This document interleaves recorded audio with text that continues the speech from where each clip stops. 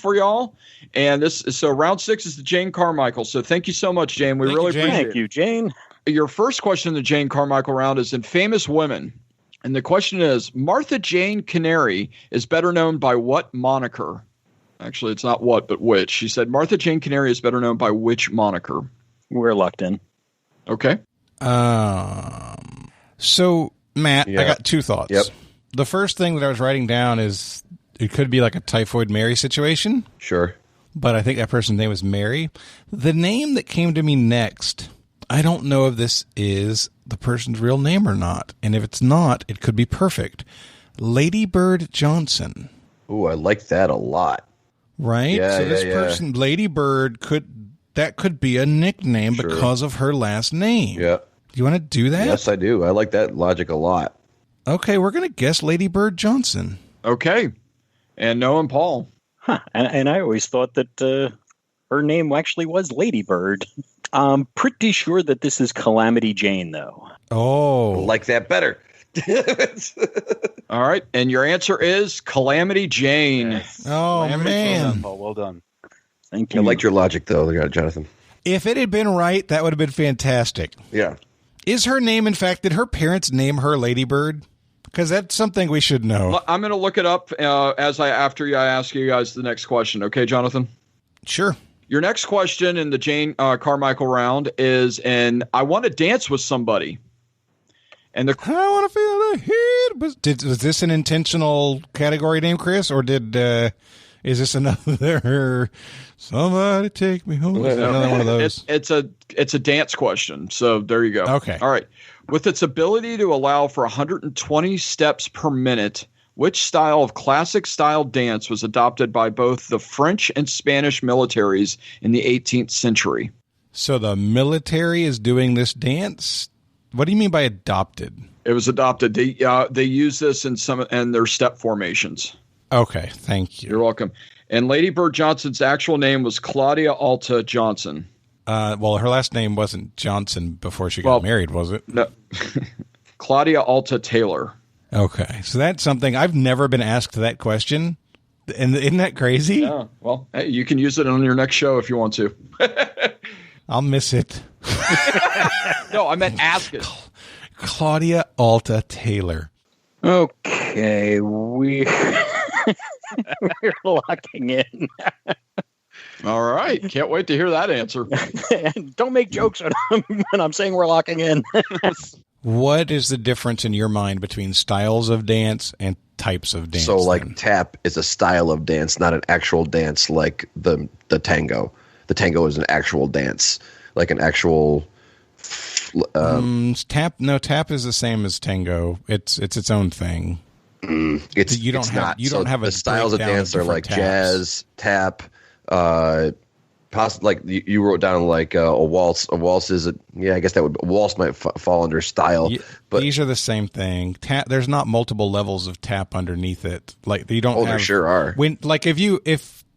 So I'm going to go back on. So you think you can dance as a concept, right?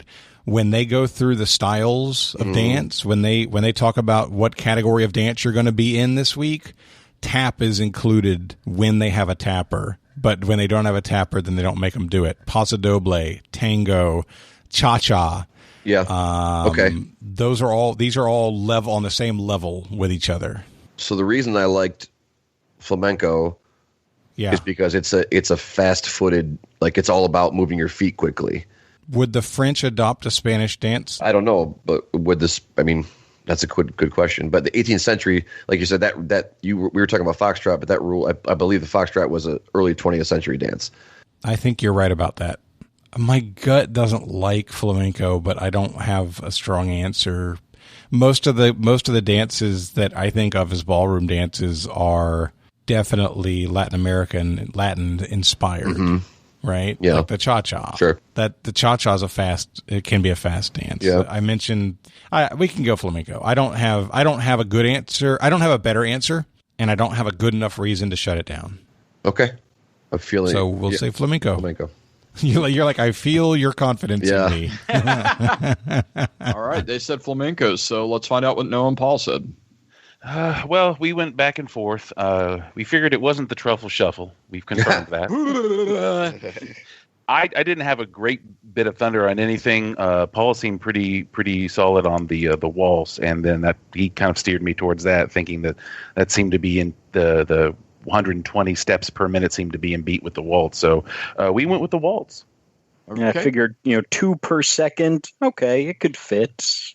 Man, I hope it's not the waltz, because I've always considered the waltz a very slow dance. Well, it's also in 3, so that'd be weird if it was. But I mean, I could see them going 1, 2, 3, 1, 2, as they march. 1, 2, 3. Yeah. 1, 2, 3. All right. Well, your answer, unfortunately, has stumped both of you. Although Jonathan did say this dance, it is the Paso Doble. Okay. We will file under. Never Jane, gonna get there. Yeah. Jane is of Mexican descent, and so going in a Hispanic direction might not have been a bad idea there. Yeah. And there your was last a shocking lack of home improvement questions in this round. Oh wait, we have one more, don't we? Your last question in the Jane Carmichael round is in literature. Literature. And the question is, which 19th century novel was also known as Life Among the Lowly? Yeah, I'm good with that. Okay, I'm not 100% on it. I know I've heard Life Among the Lowly before. This is what comes up in my mind associated with it. It makes sense. And if it's wrong, it's just because I have a missed connection. Yeah, it makes sense, and the logic is sound. Okay, we'll lock in. Okay. Okay, I had just sent over about locking in to Noah. I think I actually heard this on another podcast not that long ago. I think the answer is that Warrant classic, Uncle Tom's Cabin. And that's what you're locked in with? Yes, Noah? Yep, that's like I said, the era seemed right, so. Okay. Jonathan and Matt. Yeah, 19th century. They felt connected in my head. I wasn't sure, but we also locked in with Uncle Tom's Cabin. Okay. It's published in 1852 by Harriet Beecher Stowe. The answer is Uncle Tom's Cabin. That's a good pull. Well done, both teams. Go.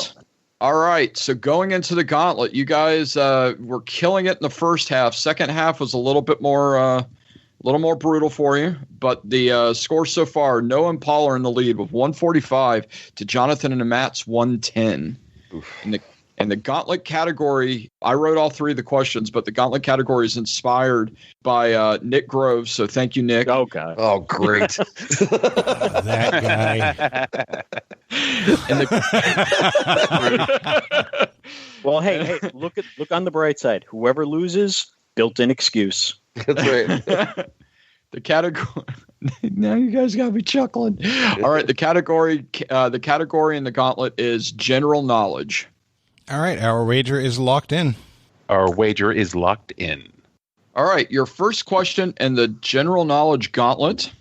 What exhibition basketball team began playing in 1971 and was dissolved in 2015, only to be reformed in 2017, and has lost over 16,000 games in that time span? We're locked in. All right. Okay, we're locked in. Your second question is, what retired 4-star general became the first African-American United States of America Secretary of State in 2001? We're locked in. Yeah, we are locked in. And your final question in the gauntlet, this general, known as the Desert Fox, was a German general that had campaigns in France, North of Africa, and Normandy in World War II. Name that general. We both got spell checked differently. Oh my!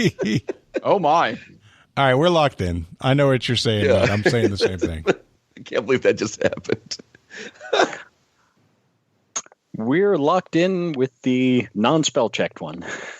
Okay. Question 1 in general knowledge. What exhibition basketball team began playing in 1971 and was dissolved in 2015, only to be reformed in 2017, and has lost over 16,000 games in that time span? So, Noah and Paul, what was y'all's answer? Constant foils for the Harlem Globetrotters. It's the Washington Generals. All right. And Jonathan and Matt? We said the Washington Generals. Okay. Next question is, what retired 4-star general became the first African-American United States of America Secretary of State in 2001? Matt and Jonathan. We said Powell. Okay. And Paul and Noah. We said Powell. And the final question. This general, known as the Desert Fox, was a German general that had campaigns in France, North Africa, and Normandy in World War II. Name him. Paul and Noah. Noah said tunnel, but but what we actually locked in with is Rommel. Yes. Okay. And Jonathan and Matt. It's not. Our spell checks came in as Renmal and rammed. That's the general name, Ram.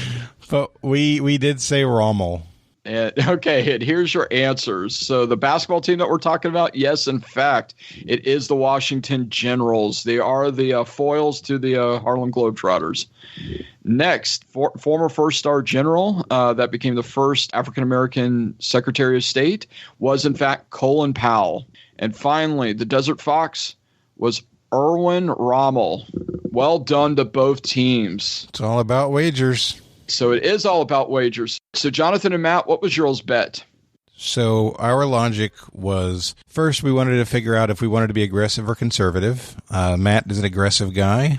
I was down with that. I felt like you said that you wrote these questions with Nick's assist, whereas the more difficult questions of the game today seemed to be contributed by guests. So we felt good about your question writing, and we bet 110 to double up to 220. Ooh, wow. So Noah and Paul, if they bet 65, they will tie. If they bet more than 65, they will win.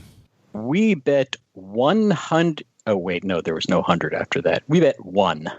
Oh, wow. Damn you, Nick.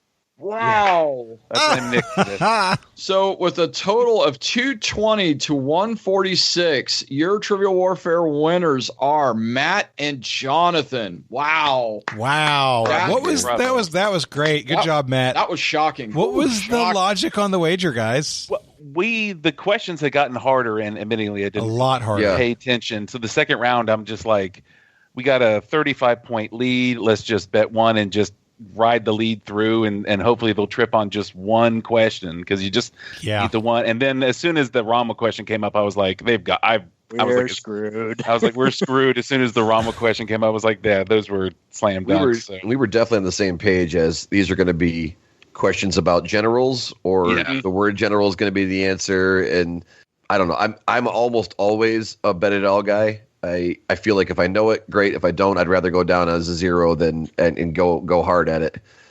But turns out I was right. Good job. I had texted that I am generally an all or nothing better. Generally. Yeah, so it's Jonathan just got in my head because he's the master of these. He does all these calculations, and I'm just like, oh God! But is he thinking this? Is he reading my mind now?